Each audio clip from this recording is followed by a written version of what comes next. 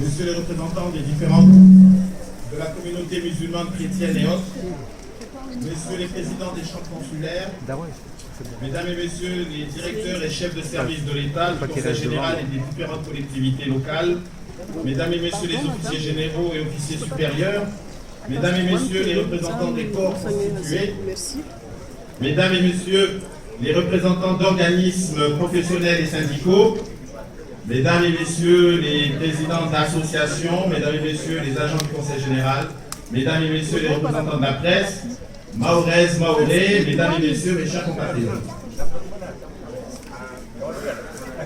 Tout d'abord, je vous remercie d'être aussi nombreux, d'avoir répondu présent à cette invitation, des vœux que nous faisons année après année au Conseil général en cette début d'année. Je sais que cette pluie peut paraître et amener le désordre, mais nous savons que sur nos îles insulaires, la pluie est d'abord source de vie et donc de baraka. Et en ma qualité de président du Conseil général, j'ai l'honneur et le plaisir de vous adresser donc cet après-midi les vœux des élus et des agents du département pour cette nouvelle année.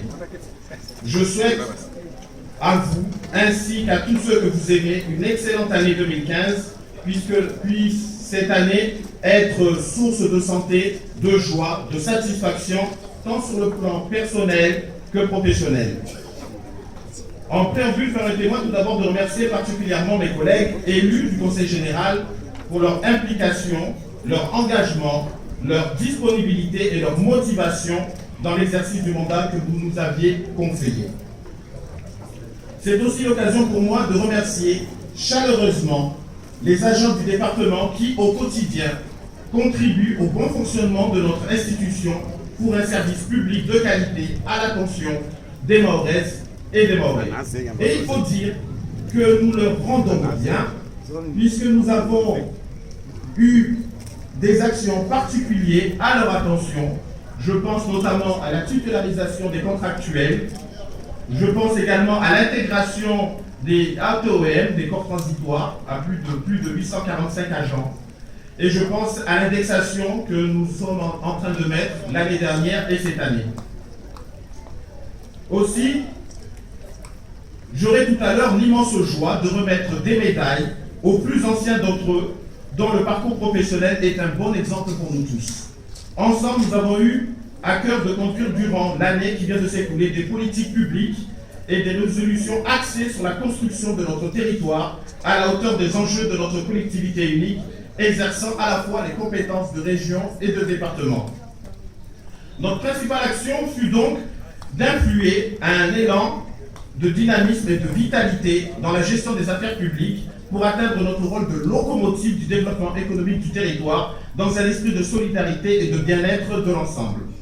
Le Conseil général, vous l'aurez compris, est une collectivité unique qui s'engage à vos côtés. Cette cérémonie est donc pour moi l'opportunité non seulement de partager un moment de rencontre, de convivialité, mais aussi de rendre un vibrant hommage aux figures historiques de la départementalisation de Mayotte qui nous ont quittés en 2014. Je pense bien évidemment à Mme Zena Mérès et à M. Zoubera Dinani, puissent leur âme reposer en paix et que Allah leur ouvre leurs portes du paradis. Je saisis également l'occasion pour vous annoncer que le samedi 10 et dimanche 11 janvier se tiendront à Pamandzi une conférence débat, une exposition, une pièce de théâtre ainsi qu'un Maoulida Chengue en mémoire de Zenam Déré, et je vous invite à participer à ces moments de partage et de souvenirs de combats des chatouilleuses.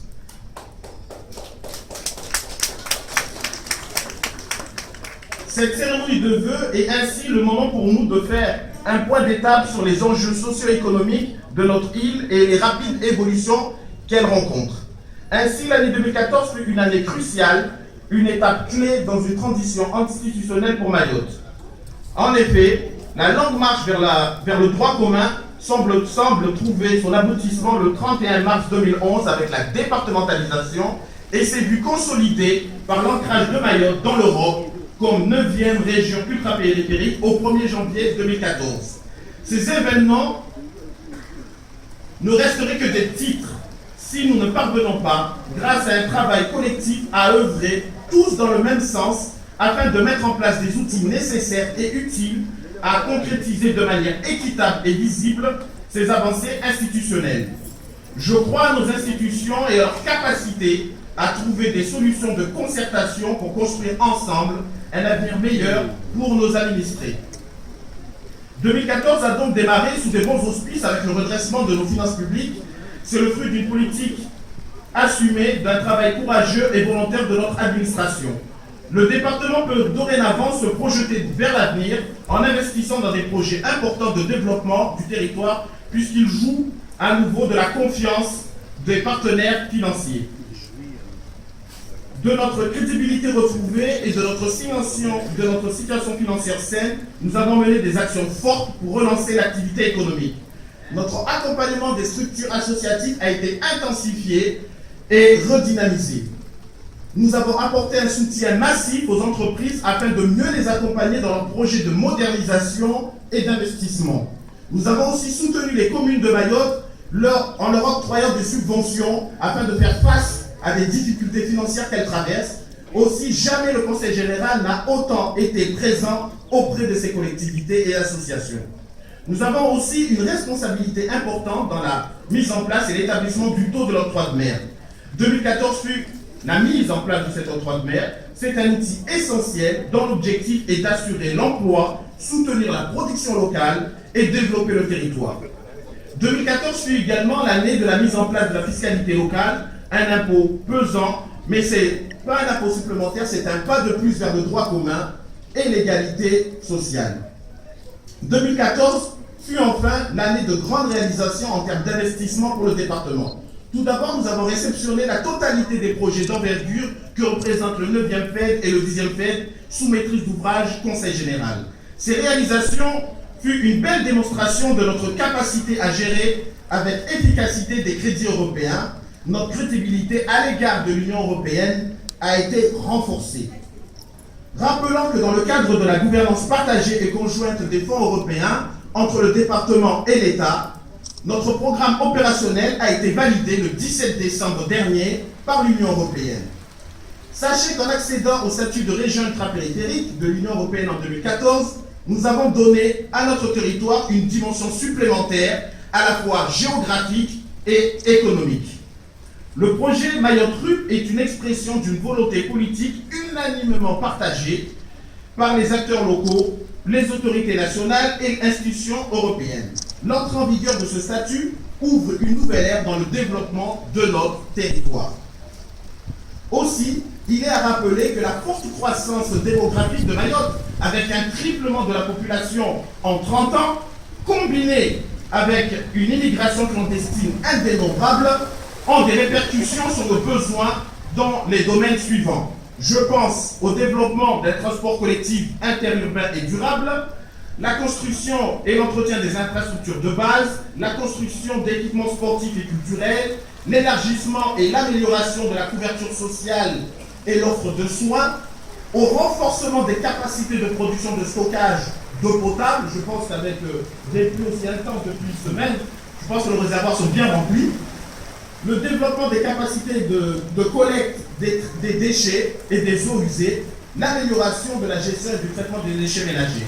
Tout ceci sont d'autant d'actions prioritaires sur lesquelles, avec le soutien de l'Europe et de l'État, nous devrons axer nos efforts dans le futur.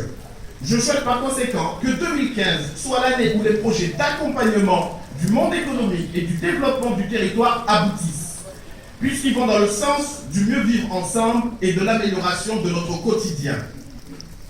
2015 sera donc l'année de chantiers importants qui vont démarrer avec les fonds européens. Œuvrer pour une relance du tourisme, une redynamisation des filières agricoles, aquacoles et de la pêche afin d'augmenter notre degré d'autonomie alimentaire. Ce sont des chantiers au niveau de l'agriculture, des chantiers au niveau de la formation et de la jeunesse, des chantiers au niveau de l'infrastructure. L'infrastructure mahoraise, comme vous le savez, est en devenir et doit se construire grâce aux fonds européens afin de retrouver le standard européen et français.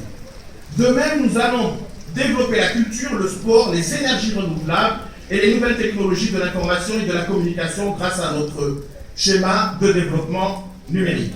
Ce travail colossal ne pourra se faire qu'avec nos partenaires privilégiés, bien évidemment, qui est l'État et les collectivités locales et les associations et surtout les acteurs économiques. Les acteurs économiques, pourquoi?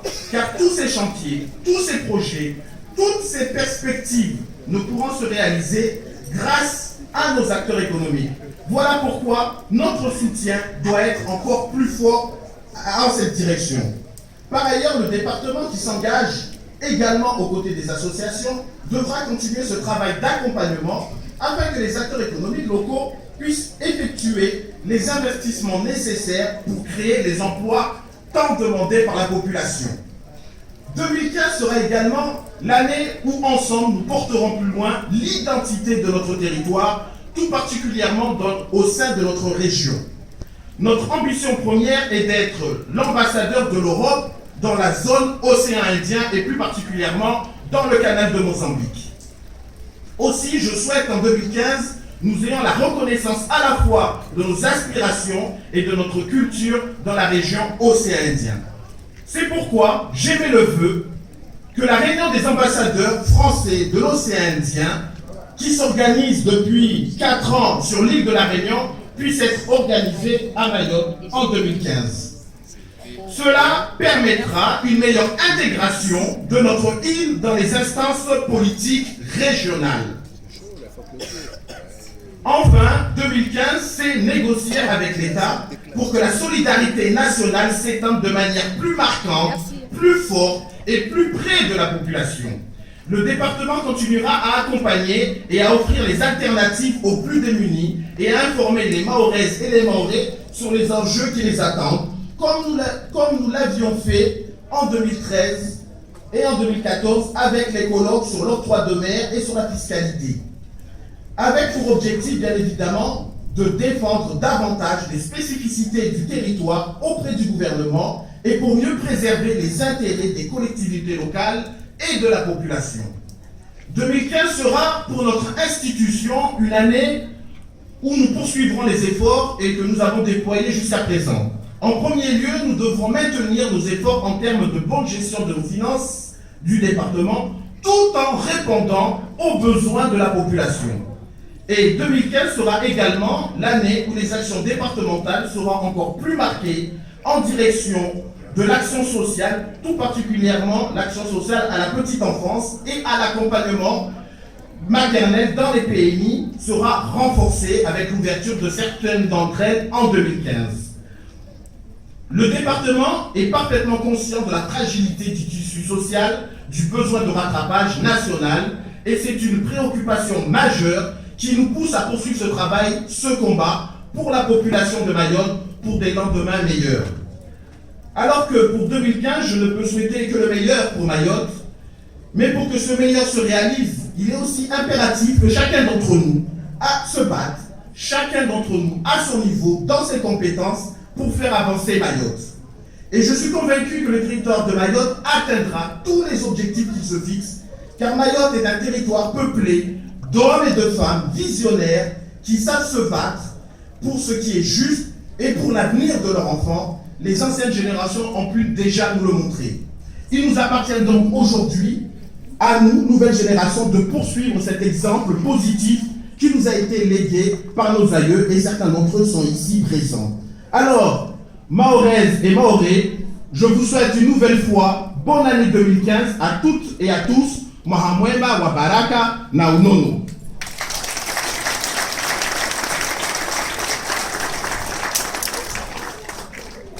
Alors cette année, j'ai essayé de faire un discours plutôt court, puisqu'on m'a reproché que les 3 dernières années, les discours étaient trop longs, au point où à ce que certains de nos invités tombaient dans les paumes. Alors, au vu de la fraîcheur du jour, je crois que tout le monde est bien assis ou debout. Et nous allons poursuivre donc notre journée de vœux. Et pour ce faire, comme je l'ai indiqué à mon début de discours, je souhaiterais que nous puissions maintenant entamer la cérémonie de remise de médailles à nos agents les plus anciens qui ont obtenu, grâce à leur travail et à leur investissement, la médaille d'or du travail et la médaille vermeille. Alors, c'est à peu près une quinzaine d'agents. Je profite également de l'occasion que nous avons nous aurons également au mois de février une nouvelle cérémonie de remise de médailles qui concerne près de 200 agents. Monsieur